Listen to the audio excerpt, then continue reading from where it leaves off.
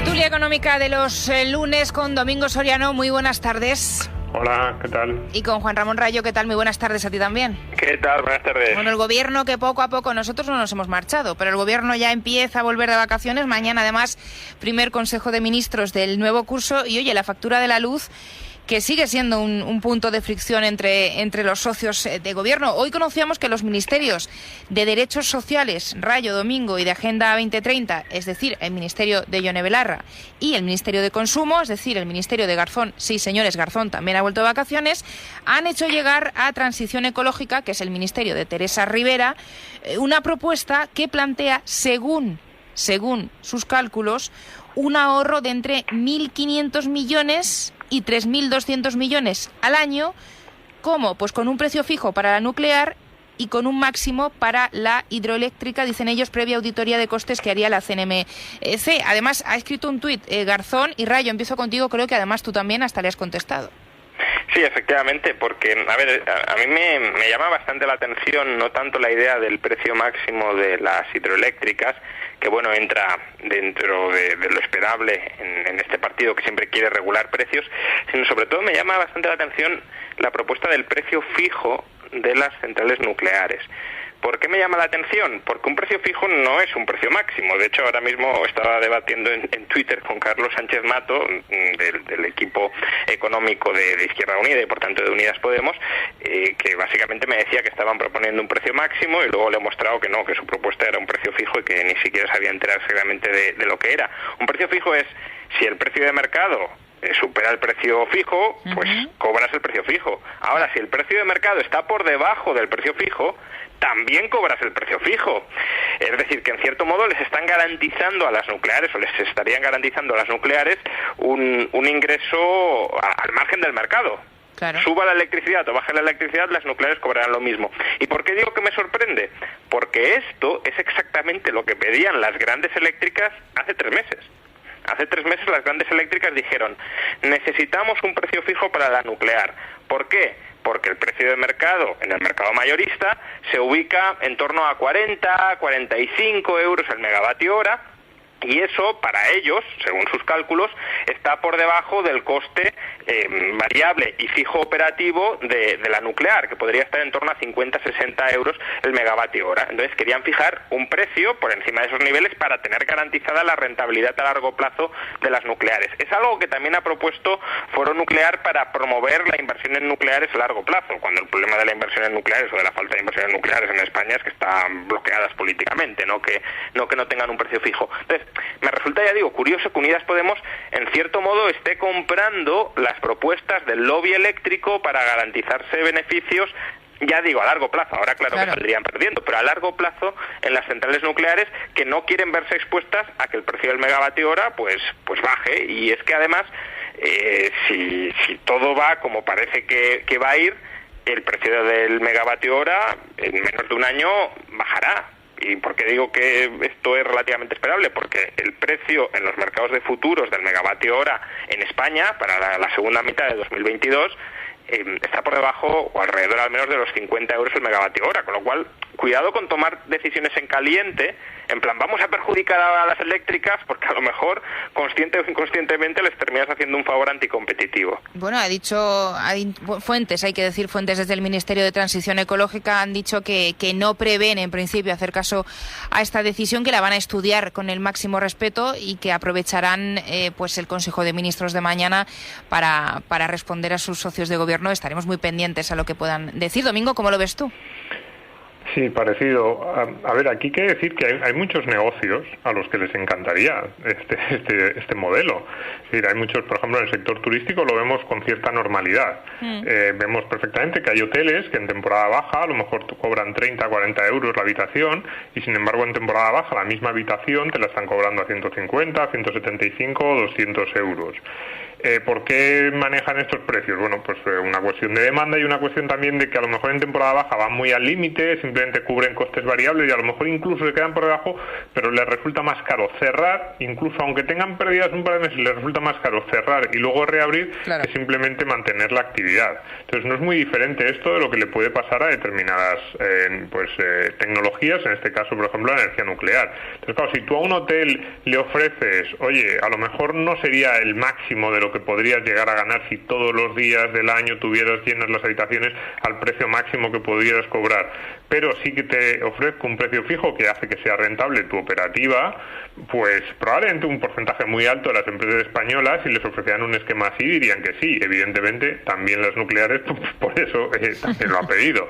Pero no solo eso, sino que, claro, alguien a lo mejor nos está escuchando y está diciendo, ya, pero es que este gobierno es muy inteligente, no se va a dejar engañar por las malvadas eléctricas, y lo que va a hacer es ofrecerles un precio fijo por debajo de lo que tendrían o de un precio que les resultaría rentable, es decir, del que obtendrían beneficios, y unos beneficios que compensarán pues el riesgo de la operativa diaria, pues que siempre está sujeta a imponderables o posibles subidas o bajadas de gastos, de ingresos. Pero a ver, si tú le empiezas a ofrecer, porque eso es un poco lo que se intuye detrás de la propuesta de Garzón, no solo en lo que tiene que ver con las nucleares, también con la hidroeléctrica, es decir, vamos a apretar al máximo a las empresas para que o no tengan beneficios o tengan unos beneficios mínimos. Cuidado, en primer lugar, como estamos diciendo, puede que sea un esquema que a según qué precios les parezca bastante interesante, porque básicamente les estás otorgando una garantía de beneficios y de ingresos, y dicen, bueno, pues a lo mejor pierdo respecto a los mejores años, pero gano. Pero cuidado, porque en la segunda parte puede ser que, lo que hemos dicho otras veces, se te empiece a caer la inversión en el sistema eléctrico en España, porque empieza a no ser rentable. Empieza a haber mucha gente que dice, yo a estos precios, con esta regulación en general, no solo precios, con esta regulación, a mí no me merece la pena hacer unas inversiones que son enormemente costosas y a muchos años vista. Claro. Esto es interesante porque España es un país en el que el sistema eléctrico está funcionando realmente bien. Es decir, en este verano lo hemos repetido mucho, pero es que hay que decirlo. Pero es verdad, es que es importantísimo destacarlo. Claro, muy poquitas incidencias que tengan que ver con la interrupción del suministro, incluso en situaciones muy extremas, pues en este invierno con Filomena, en verano con picos de demanda relacionados con las de calor y aire acondicionado. En España ha habido muy pocas incidencias relacionadas con el suministro, y eso no es tan habitual. Hemos visto problemas, por ejemplo, en Estados Unidos, en algunas de las regiones más ricas, con relativa frecuencia. Entonces, si tú empiezas a apretar a las eléctricas en relación a sus beneficios, pues la lógica de mercado te dice que esas mismas eléctricas van a dejar de invertir y puedes tener problemas. Claro, estas son soluciones muy de corto plazo, muy de decir, ¿cómo podemos reducir 2.000 millones el gasto? Pues le decimos a las eléctricas que van a ganar cero. Bueno, claro. Sí, efectivamente, tú reduces el gasto en ese sentido. De aquí en los próximos 2 meses el gasto te puede bajar. Dentro de 3, 4, 5 años empiezas a tener apagones y empiezas a tener problemas en el suministro mucho más graves que aquellos que estás solucionando. Y yo, por hacer un comentario adicional, sí. Porque estamos viendo cómo el modelo al que se está transitando desde este gobierno es a fijar precios y fijarlos para el largo plazo. Lo digo no solo por la propuesta de Unidas Podemos con respecto a la nuclear, sino porque la semana pasada hubo una subasta para la instalación de nuevas centrales renovables, sí. Y a estas centrales renovables el Ministerio de Transición Ecológica les garantizó un precio fijo, es decir, este mismo modelo, durante los próximos 10 años. ¿Esto qué significa? Pues que si cada vez una mayor parte de la potencia instalada en España va teniendo un precio fijo, ese precio va a estar al margen de la oferta y de la demanda de mercado. Y ahí vamos en línea un poco con lo que comentaba Domingo, es decir, que la oferta no es sensible a las variaciones de precio, porque da igual, o sea, si sube mucho el precio vas a cobrar el fijo, y si baja lo mismo, también vas a seguir cobrando lo mismo. Por tanto, puedes tener o sobrecapacidad instalada, porque, bueno, claro, si en un mercado tienes sobrecapacidad, te cae el precio y te vas. Pero aquí, si te garantizan el precio, por mucha sobrecapacidad que tengas, te quedas cobrando ese precio. Claro. O puedes tener deficiencia de potencia instalada. Si los precios fijos no son suficientemente remunerativos, pues no instalas. Entonces, es muy importante que la oferta pueda responder a las variaciones de los precios de mercado y también cuidado la demanda. Claro, si tenemos un precio fijo, igual da que consumas a unas horas o a otras, porque vas a pagar, en teoría, digamos, siempre lo mismo, porque el coste va a ser fijo, con lo cual al final generamos una descoordinación económica general que por desgracia parece que es hacia la que vamos. Bueno, otro de los puntos de fricción o de distanciamiento entre los socios es la subida también, Domingo Rayo, del salario mínimo. Me parecería muy interesante porque, bueno, yo siempre leo a Domingo Soriano en Libertad Digital y a Rayo también le sigo mucho en las redes sociales, y me parecía, Rayo, muy interesante cómo desmontabas pues los efectos que sigue vendiendo el gobierno de esta posible subida, con cómo están, por ejemplo, las cosas, que también lo hemos dicho muchas veces, pero que parece que hay que insistir, cómo están las cosas en Alemania, que desde el año 2015, si no me equivoco, el salario mínimo se ha incrementado desde 8,5 a 9,5 euros la hora. Sí, efectivamente, hoy se ha publicado en uno de los journals más prestigiosos del mundo, el Quarterly Journal of Economics, un paper, una investigación académica sobre cuáles fueron los efectos del establecimiento del salario mínimo en Alemania en el año 2015. Y el responsable de Economía de Podemos, Nacho Álvarez, lo ha retuiteado, insistiendo pues en que este artículo como que avala su tesis, ¿no? Porque la conclusión principal del artículo es que la subida del salario mínimo benefició, el establecimiento del salario mínimo, porque antes de 2015 no había, el establecimiento del salario mínimo en Alemania benefició al 15% de los trabajadores alemanes y no destruyó empleo. Entonces, pues miel sobre hojuelas, ¿no? Si subes el salario mínimo, todos ganan, nadie pierde, claro. pues ¿qué más se puede pedir? Y yo creo que aquí hay que hacer una serie de matices que Nacho Álvarez, por supuesto, no ha hecho, porque Nacho Álvarez publica este artículo también dentro de la guerra que actualmente se lleva en el gobierno sobre si hay que subir el salario mínimo o cuánto hay que subirlo, diciendo, mira, fíjate, en Alemania lo suben y no pasa nada, aquí pasaría lo mismo. Primero, como bien decías, en Alemania desde el año 2015 se ha subido el salario mínimo de 8,5 euros por hora a 9,5 euros por hora. Eso es una subida del 11%. Aquí desde el año 2015 se ha subido más del 40%. Por tanto, no estamos ante lo mismo. Tampoco estamos ante lo mismo en el sentido de que Alemania tiene pleno empleo y nosotros casi pleno desempleo. Por tanto, no son situaciones comparables. Pero es que además, si uno mira, si no se lee con mayor detalle el paper, también hay otras consecuencias que hay que tener en cuenta y que Nacho Álvarez no ha mencionado. Primera consecuencia, la subida del salario mínimo, que fue solo al final del 5%, es decir, tampoco fue muy intensa, la subida del salario mínimo dañó a las pymes. En el sector de las pymes sí se destruyó empleo y sí que hubo pymes que fueron expulsadas del mercado porque no podían hacer frente a la subida del salario mínimo. ¿Qué pasa? Que las grandes empresas en paralelo crearon empleo y absorbieron el empleo que destruyeron las pymes. Pero claro, consecuencia de todo esto, concentración empresarial. Cada vez hay menos pymes y cada vez hay más grandes empresas. Claro, las grandes empresas pueden pagar altos salarios, las pymes no. Y a ellas les interesa que se suba el salario mínimo, ¿para qué? Para quitarse competidores y concentrar cada vez más parte del mercado. Entonces, esto casa mal con el discurso típico de Podemos de nosotros nos preocupamos por los autónomos, por las pymes y estamos en contra del IBEX 35. De nuevo, aquí parece que son medidas que favorecen al IBEX 35 en contra de la competencia de las pymes.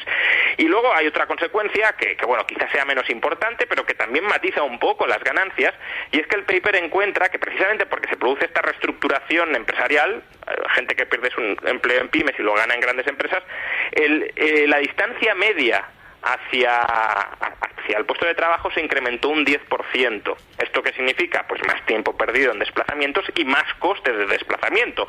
Y los propios autores reconocen que pudo haber trabajadores que, aunque cobraran más, al final terminarán ganando menos como consecuencia del mayor coste de desplazamiento. Entonces, creo que no es justamente un gran paper, o sea, es un gran paper metodológicamente, sí, pero no es el paper que hay que tomar como referencia para defender subidas del salario mínimo en España, porque ni es equiparable ni las conclusiones que se desprenden de este paper, en el mejor de los casos, son del todo o encajan del todo en el mundo rosa de subidas del salario mínimo que nos suele vender Podemos. Desde luego, Domingo, esto es un asunto que no parece que se vaya a dilatar muchísimo más en el tiempo, porque ayer leíamos fuentes de Podemos en algunos digitales asegurando que no se puede retrasar más la subida del salario mínimo y que van a presionar al gobierno para que sea en septiembre. Y es que septiembre comienza el próximo miércoles.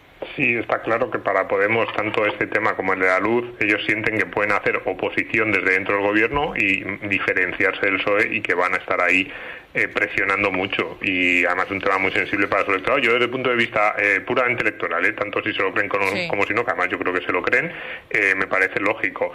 Este tema, a mí hay dos cosas que me llaman la atención con los comentarios de hoy sobre el paper este. En primer lugar, los papers selectivos, es decir, cuando lo hace el Banco de España de repente salen a descalificarlos, o si en algún otro journal académico de prestigio empiezan a decir que es que están medio comprados, que es que claro, que se puede esperar de ese tipo de publicaciones. Sin embargo, en el momento en que publican algo que mínimamente suena parecido a alguna de las conclusiones que ellos plantean, pues entonces está grabado en piedra, no se puede tocar, y es la demostración precisa de que todo lo que ellos han defendido, todo, sin ningún matiz, como bien decía Rayo, todos los que decía él, pues yo estoy básicamente de acuerdo, pero no se le puede poner ningún matiz simplemente porque hay una mínima conclusión o cualquier cosa a la que se pueden agarrar. Pero luego hay una segunda cuestión, que es que siempre hay que recordarlo con esto del salario mínimo. Al final, el SMI en España, pues bueno, está en 13.300 euros al año, y el objetivo de Podemos era fijarlo en 1.200 euros al mes al final de la legislatura. Creo que estaban ahí, creo que además esa lucha que tú decías a partir de septiembre, pues va a estar ahí, acercarlo.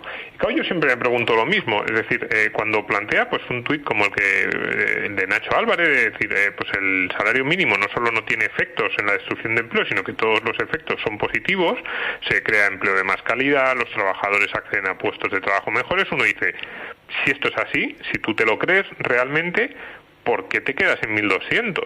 No tiene ningún sentido. Ya no te digo poner 10.000 o poner 20.000, que dirían, no, qué barbaridad, venga, pero bueno, 1.400, 1.500 tampoco parece tanto, ¿no? Si tú estás afirmando con una rotundidad que no admite matices, y en los artículos, en estas discusiones de Twitter, básicamente viene a decir un 40, 50%, porque claro, si llevamos un 40 y le quieren subir 8, 10, 12 puntos más, pues nos vamos a ir a subidas del 50, 60% respecto a cómo estábamos en 2015, 2016, ¿no? Dice, no, es que esto no tiene ningún efecto negativo y sin embargo son todos positivos. Entonces uno dice, oye, ¿por qué no 1.400? ¿Por qué no 1.500? ¿Por qué no 1.800? Vamos a 2.000, más o menos vamos a acercarnos a los salarios medios de España. Y entonces te dice, no seas demagogo. Y dices, hombre, un momento, si tú dices realmente que no tiene efectos negativos, son solo positivos, y te quedas en 1.200, es porque estás mintiendo. Es decir, porque tú sabes, y yo estoy convencido que Nacho Álvarez lo sabe, que sí que tiene efectos negativos. Lo que no tienes muy claro es cuál es el momento en el que empieza a tener más efectos negativos que positivos, y cuál es el punto en el que una economía como la española no puede admitirlos. Ya no la economía española, sino pues determinadas provincias en España, determinados tipos de empresas, como decía ahora Rayo, pues las pymes probablemente van a tener muchísimas más dificultades que las grandes empresas. Entonces, la propia falta de ambición en la fijación de ese salario mínimo, incluso aunque a mí me parezca excesivo ese incremento como se ha hecho en los últimos años, creo que nos la estamos jugando en una economía como la española, que tiene unas tasas de paro que siguen siendo excesivamente altas. Pues la falta de ambición, entre comillas, que demuestran esos pasitos es una refutación de sus planteamientos absolutos de subir el salario mínimo, no tiene ninguna consecuencia negativa y lo único que va a hacer va a ser beneficiar a los trabajadores. Si se creyeran esas frases, estarían pidiendo salarios mínimos de 1.500, 1.600, 1.800 o 2.000 o más. Si no lo hacen es porque simplemente no se creen la primera de sus afirmaciones. Bueno, pues ahí quedan vuestros análisis. Domingo Soriano, periodista de Libre Mercado, muy buenas noches. Buenas noches. Juan Ramón Rayo, profesor de la Universidad Francisco Marroquín, muy buenas noches a ti también. Convocados los dos para este miércoles, domingo, que vuelve la amenaza, como bien dices tú, del Consejo de Ministros. El Ejecutivo prevé aprobar mañana y enviar al Congreso el primer bloque de la reforma de pensiones, así que sobre todo esto hablaremos ya el próximo miércoles. Adiós. Perfecto. Muy bien, buenas noches. Y nosotros nos vamos, señores, a la tertulia política.